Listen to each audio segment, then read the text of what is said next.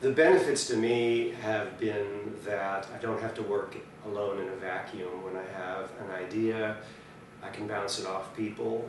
When I've got a new show, I can run the script by the staff.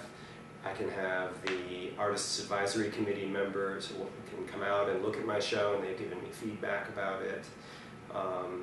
And the Teaching Artist Institute has been great because in that program I'm mixing in with a whole bunch of artists at my level and with master teaching artists, and I learn so much just in the mixing together of everything we're doing that I never would get by myself. You know, the ideas, they spawn and grow off of each other's ideas, and you learn a lot more that way.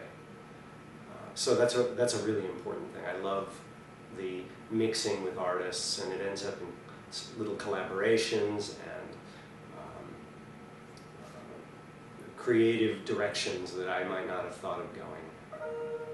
Of course, that would go.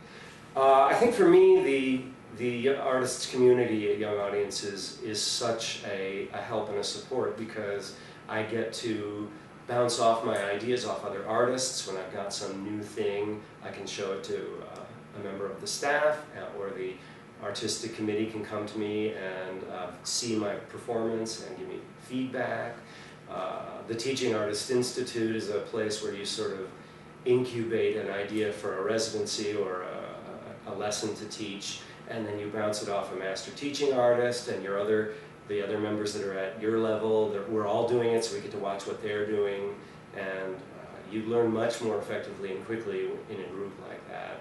And of course, many of us like to create alone, but it's also really good to get together in a group and share it and have it all work together.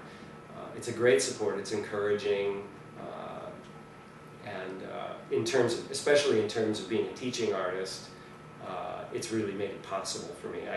I could never have done it without the support of teachers teaching artists who were way ahead of me, who looked at what I was doing and gave me direction.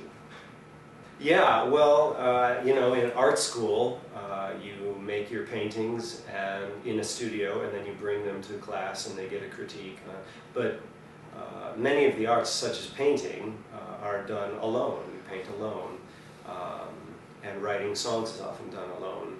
And there is value in that. Every artist has to do that. But there's a different kind of learning and growth that you get when you're with other people, because your ideas can swap back and forth very quickly, and you can cover a lot of ground, so you're not stuck in a vacuum alone. You're actually out there with other people looking through ideas and picking through them and trying things out. That's what's really makes it so powerful. Yeah, I usually just do songs, concerts of my original songs, but I had an idea that I thought a show about bullying would be relevant and popular, and there seemed to be such a need for it. So I developed an idea one day, just it came to me, the whole idea, and I brought it to Young Audiences, and Curtis, you looked at my script, and we sat down and we went through it. You gave me suggestions from, you know, with all the theater experience you have, and so I did a rewrite, changed some stuff, and got the show up.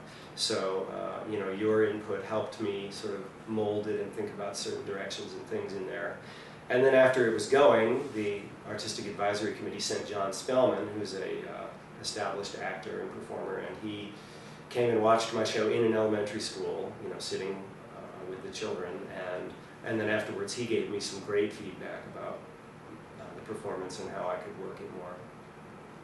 So the whole show really developed sort of in the heart of Young Audiences, and I couldn't have done it alone.